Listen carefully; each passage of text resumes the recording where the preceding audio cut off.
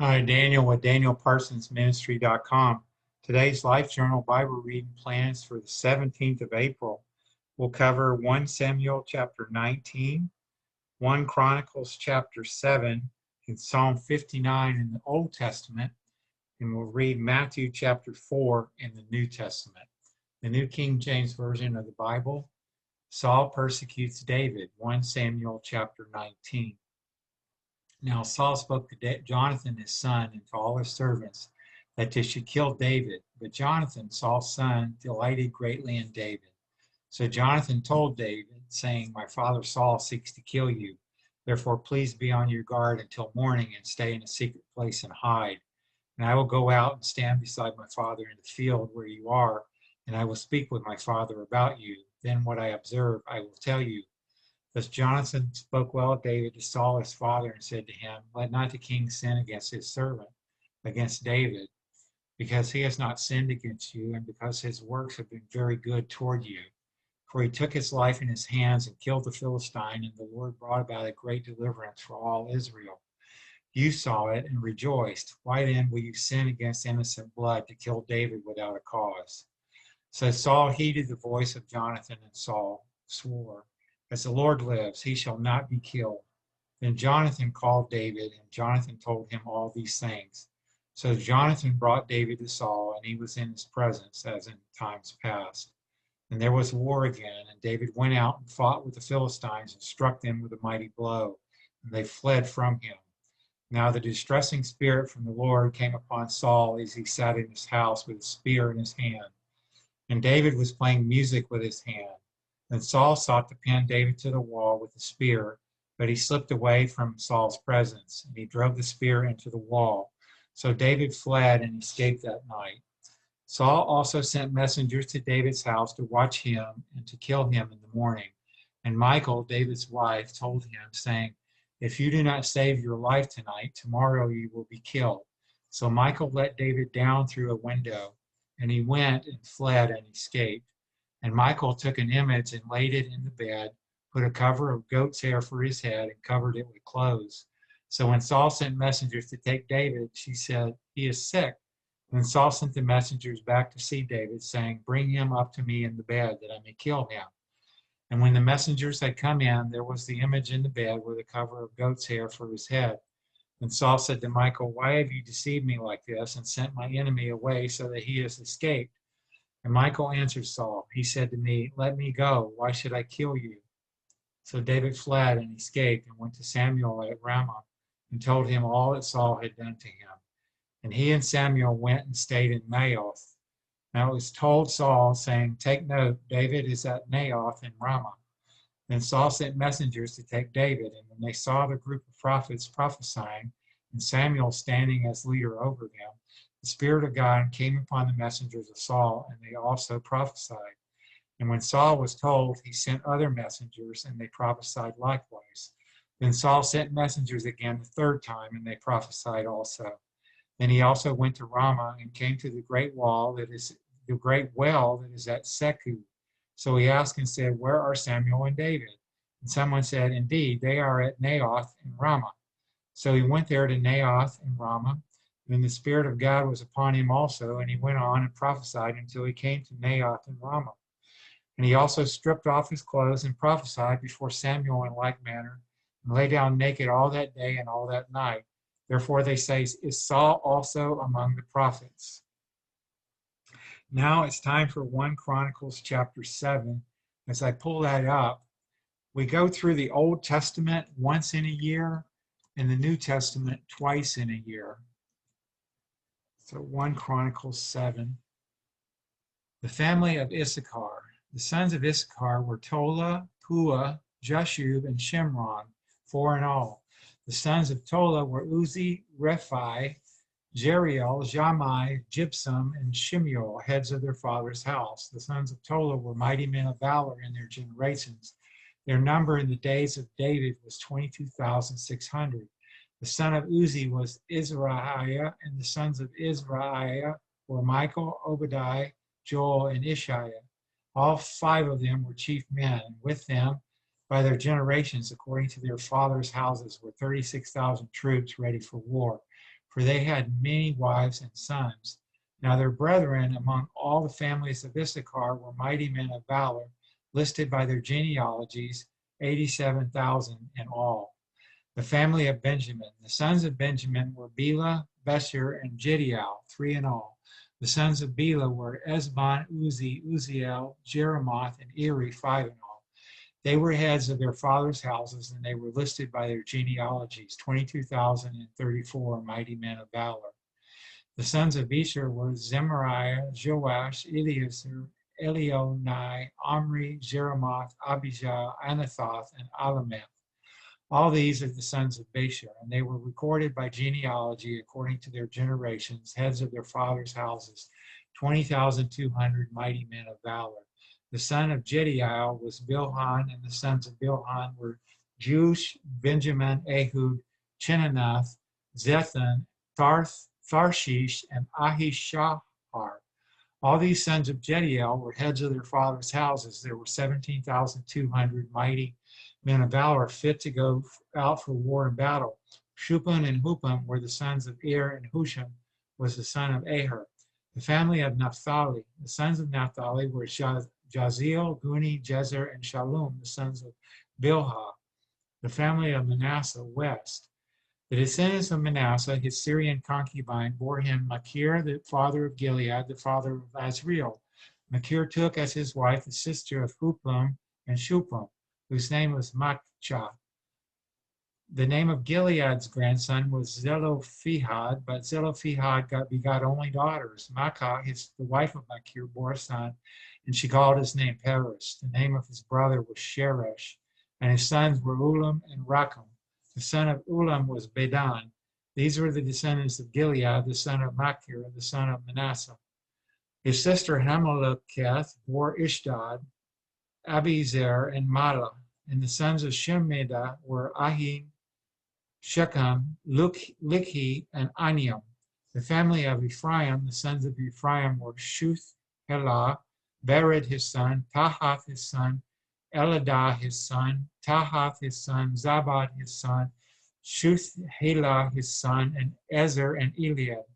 The men of Gath who were born in that land killed them because they came down to take away their cattle.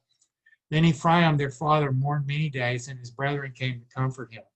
And he went in to his wife, she conceived and bore a son, and he called his name Beriah, because tragedy had come upon his house.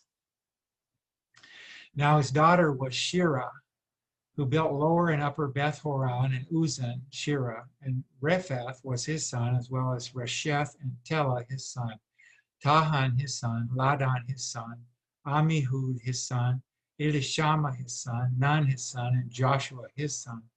Now their possessions and dwelling places were Bethel and its towns to the east, Naran to the west, Gezer and its towns, and Shechem and its towns as far as Ayah and its towns. And by the borders of the children of Manasseh were Beth-shean and its towns, Tanakh and its towns, Megiddo and its towns, Dor and its towns. In these dwelt the children of Joseph, the son of Israel. The family of Asher. The sons of Asher were Imnah, Ishva, Ishvi, Beriah, and their sister Sarah. The sons of Beriah were Heber and Malkiel, who was the father of Bizraith. And Heber begot Japhlet, Shomer, Hotham, and their sister Shua. The sons of Japhlet were Pasak, Bimhal, and Ashvath. These were the children of Japhlet. The sons of Shemer were Ahirogah, Jubhubah, and Aram. And the sons of his brother Helam were Zophah, Imnah, Shelesh, and Amal. The sons of Zophah were Sua, Hamphefer, Shulal, Beri, Imrah, Bezer, Had, Shama, Shilshah, Jithran, and Bera. The sons of Jether were Jephuneh, Pispa, and Ara. The sons of Ulah were Ara, Haniel, and Riziah. All these were the children of Asher, heads of their fathers' houses, choice men, mighty men of valor, chief leaders, and they were recorded by genealogies among the army fit for battle. Their number was 26,000. And so now, time for Psalm chapter 59.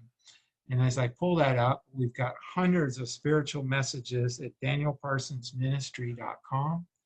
And my wife, Patricia, is a gourmet vegan chef.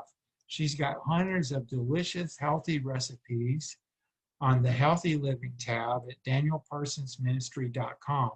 Please comment on your favorite recipe. We enjoy interacting with you. Thank you. The sure judgment of the wicked, to the chief musician set to do not destroy, a miktam of David when Saul sent men and they watched the house in order to kill him. Psalm 59. Deliver me from my enemies, O my God. Defend me from those who rise up against me. Deliver me from the workers of iniquity and save me from bloodthirsty men. For look, they lie in wait for my life. The mighty gather against me, not for my transgression, nor for my sin, O Lord. They run and prepare themselves through no fault of mine. Awake to help me, and behold, you therefore, O Lord God of hosts, the God of Israel, awake to punish all the nations.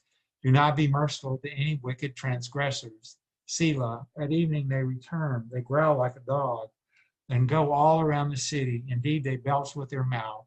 Swords are in their lips, for they say, who hears? But you, O Lord, shall laugh at them. You shall have all the nations in derision. I will wait for you, O you, his strength. For God is my defense. My God of mercy shall come to meet me. God shall let me see my desire on my enemies. Do not slay me, lest my people forget. Scatter them by your power and bring them down, O Lord, our shield, for the sin of their mouth and the words of their lips. Let them even be taken in their pride, and for the cursing and lying which they speak. Consume them in wrath, consume them that they may not be. And let them know that God rules in Jacob to the ends of the earth, Selah. And at evening they return, they growl like a dog and go all around the city. They wander up and down for food and howl if they are not satisfied. But I will sing of your power. Yes, I will sing aloud of your mercy in the morning, for you have been my defense and refuge in the day of my trouble. To you, O my strength, I will sing praises, for God is my defense, my God of mercy. And now, as I pull up Matthew chapter 4, please subscribe to my YouTube channel. Just search for Daniel Parsons Ministry on YouTube. I've got a big channel and I've got a lot of good content for you. Add a lot of value to your life. Thank you. Satan tempts Jesus, Matthew 4. Then Jesus was led up by the Spirit into the wilderness to be tempted by the devil. And when he had fasted 40 days and 40 nights afterward, he was hungry. Now, when the tempter came to him, he said, if you are the Son of God, command that these stones become bread. But he answered and said, it is written, man shall not live by bread alone, but by every word that proceeds from the mouth of God. Then the devil took him into the holy city, set him on the pinnacle of the temple, and said to him, if you are the Son of God, throw yourself down, for it is written, he shall give his angels charge over you, and in their hands they shall bear you up, lest you dash your foot against a stone. Jesus said to him, it is written again, you shall not tempt the Lord your God. Again, the devil took him up on an exceedingly high mountain and showed him all the kingdoms of the world and their glory. And he said to him, all these things I will give you if you will fall down and worship me. And Jesus said to him, away with you, Satan, for it is written, you shall worship the Lord your God, and him only you shall serve. Then the devil left him, and behold, angels came and ministered to him. Jesus begins his Galilean ministry.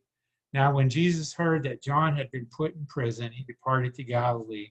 And leaving Nazareth, he came and dwelt in Capernaum, which is by the sea, in the regions of Zebulun and Naphtali, that it might be fulfilled with which was spoken by Isaiah the prophet, saying, the land of Zebulun and the land of Naphtali, by the way of the sea beyond the Jordan, Galilee of the Gentiles, the people who sat in darkness have seen a great light.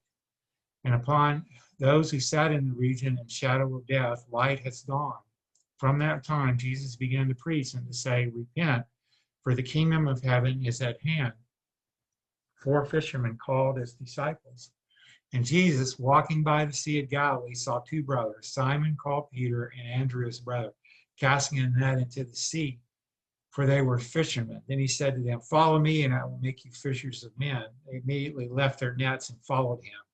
Going on from there, he saw 2 other brothers, James the son of Zebedee and John his brother, in the boat with Zebedee their father, mending their nets. He called them, and immediately they left the boat and their father and followed him. Jesus heals a great multitude, and Jesus went about all Galilee, teaching in their synagogues, preaching the gospel of the kingdom, and healing all kinds of sickness and all kinds of disease among people. Then his fame went throughout all Syria, and they brought to him all sick people who were afflicted with various diseases and torments, and those who were demon possessed, epileptics, and paralytics, and he healed them. Great multitudes followed him from Galilee and from Decapolis, Jerusalem, Judea, and beyond the Jordan. That's the end of today's Bible reading, my friends. God bless you until we're together again. Bye for now.